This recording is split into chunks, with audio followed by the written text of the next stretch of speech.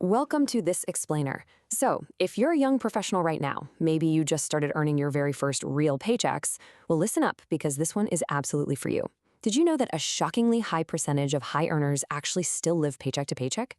Have you ever wondered why you can work incredibly hard, put in the hours every single day, and somehow still feel like you're struggling to get ahead with your money? It's a massive paradox, right? The hard truth is that becoming rich isn't just about your salary or your talent or even how hard you work. It's actually deeply rooted in the hidden psychology of money. Today, we're going to unpack the financial traps that silently keep millions of hardworking people broke. Okay, let's dive right into this. To really understand it, we have to look at what I like to call the tale of two paths. I want you to imagine two people earning the exact same salary.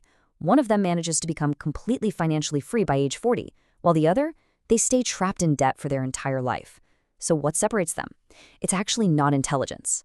No, it's simply their daily habits, their mindset, and the financial decisions that they repeat over and over again. You see, most of us are taught how to work for money, but we're almost never taught how money actually works.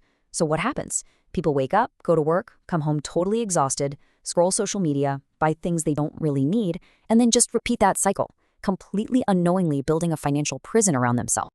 Section 1. The Biology of Spending and Decoding the Traps of Modern Consumption.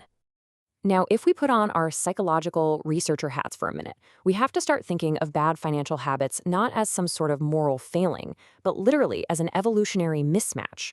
In the research world, we call this dopamine spending. Basically, when you buy something new, your brain's reward center lights up with this temporary chemical spike of happiness. But the absolute key word there is temporary. That happiness vanishes quickly, leaving your neurochemistry completely depleted and craving more. You aren't spending logically based on a well-planned budget. You're actually spending emotionally just to chase that next chemical spike. And this creates an endless psychological loop that traps so many young earners. It usually goes like this. Step 1. You open your phone. The algorithm feeds you carefully curated, totally fake lifestyles projected by influencers. You know, the luxury cars, designer clothes, giant houses. Step 2. Suddenly, even if you have a great starting salary and plenty to live well, you feel kind of poor and insecure. Step 3, to fix that uncomfortable feeling, you buy something, usually slapping it on a credit card or grabbing a flash sale. Step 4, boom, you get that dopamine spike. And finally, step 5, the high fades, the regret sets in, and the whole cycle just repeats. You're constantly chasing an illusion of progress. And trust me, companies understand the psychology perfectly. Shopping apps use flash sales, ticking countdown timers, and limited offers to artificially pressure you into buying quickly, basically before your logical brain can even step in and hit the brakes. Meanwhile, you've got subscription traps silently siphoning away your income month after month for services you completely forgot you even signed up for. Add in easy EMIs and credit cards, and you've got the ultimate trap. They make you feel rich temporarily by giving you immediate access to things you can't actually afford, all while silently building massive debt behind the scenes. So many young adults are entering the real world already suffocating under monthly payments they just can't escape. Stressed people keep working harder and buying distractions without ever really questioning the system itself. Section 2. The Lifestyle Inflation Virus, and why a higher salary won't actually save you. You know, one of the biggest financial lies we tell ourselves is, hey, if I just made more money, all my problems would be solved. But this is exactly what we call lifestyle inflation in action. Let's say someone earning 50,000 rupees a month has standard expenses and zero savings. They naturally think that earning 100,000 rupees, 1 lakh a month, will finally make them happy and secure. But what happens when they get that promotion? Instead of funneling that extra 50,000 into a long-term savings goal like a house or early retirement, they just upgrade absolutely everything. They get a much bigger apartment, they eat at expensive restaurants all the time, they buy luxury gadgets.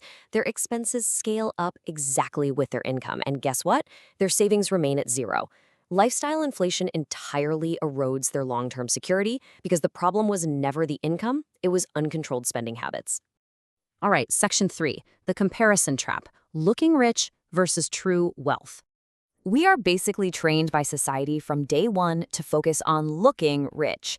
That means buying the most expensive phones, shiny bikes, and luxury cars just to impress strangers. But all of this is usually fueled by high EMI debt and a really deep need for social approval. Comparing your life to others creates this intense insecurity, which just drives even more emotional spending. But the flip side to this is the quiet reality of true wealth. Truly wealthy people focus on acquiring assets, building businesses, and making investments that quietly grow in value over time. Honestly, the person in the flashy luxury car might just be driving a very shiny, very fast debt trap, while the person in the modest sedan is quietly getting rich. Moving on to section 4, the antidote. And this is all about delayed gratification. The absolute core of wealthy thinking is delayed gratification.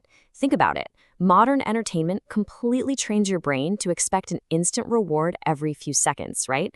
We've got short videos, instant food delivery, instant shopping at the top of a button. But wealth isn't built overnight. You have to be willing to sacrifice that quick hit of temporary pleasure. Just look at lottery winners as a prime example. They get huge amounts of money instantly, but because they completely lack this financial discipline, the money disappears just as fast as it arrived. Patience is literally mandatory. By pausing the impulse to consume today, you are essentially buying yourself decades of greater long-term financial freedom tomorrow. Notice the fundamental difference in mindset here. Poor and middle-class thinking basically dictates, I'll spend what I need first, and if anything is left over, well, then I'll invest it. They are constantly asking, what can I buy today? Wealthy thinking flips this completely upside down. They invest first. They make absolutely sure their money is working for them before they spend whatever remains. Their primary question is always, what can grow in value tomorrow? It's a very subtle mental shift, but over time, it dictates whether your money works for you or you work for your money. Think of investing kind of like planting a forest. In year 1, you're just planting one small tree every month. It really doesn't look like much at all, right? But by year 3, you actually have small saplings. By year 5, those trees are beginning to provide some real shade. And if you have the patience to just keep doing this consistently for 10 years, you eventually own a massive, self-sustaining forest, while someone else just owns an empty plot of land. That is the magic of compound growth. It slowly turns small, consistent amounts into life-changing wealth. But sadly, most people just don't have the patience to stick with it long enough to see that magic happen. Section 5, rewiring for freedom. It's time to build those boring but wealthy habits. Real wealth isn't built with some secret formula or a magic shortcut. It's built entirely behind the scenes with these, frankly, boring habits. Saving systematically, avoiding unnecessary EMI debt like the plague, and stopping emotional spending in its tracks. But I want you to look really closely at those last 2 points because they're vital right now.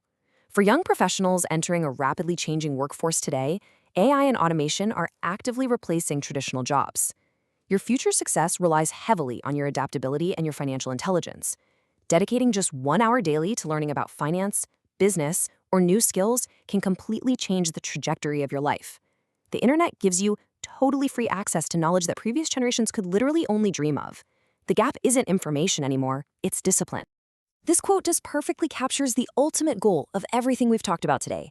We aren't trying to build wealth just to hoard money like a dragon or endlessly consume more products. In fact, studies consistently show that endless material purchases absolutely do not create lasting happiness. True wealth is about reclaiming your time and your autonomy. It is about buying back your peace of mind and finally having the freedom to live life entirely on your own terms, without being puppeted by debt or those sneaky corporate spending triggers. So I want to leave you with this final provocative thought. Think about your current financial trajectory right now. Time is absolutely your most valuable asset. Because lost money, well, you can earn that back. But lost years never, ever return. If you step out of the comparison trap, if you delay your gratification, and if you adopt those boring but incredibly effective habits starting right now, where could you be in 5 years? Small actions repeated consistently create extraordinary results. Take back control over your financial psychology one decision at a time.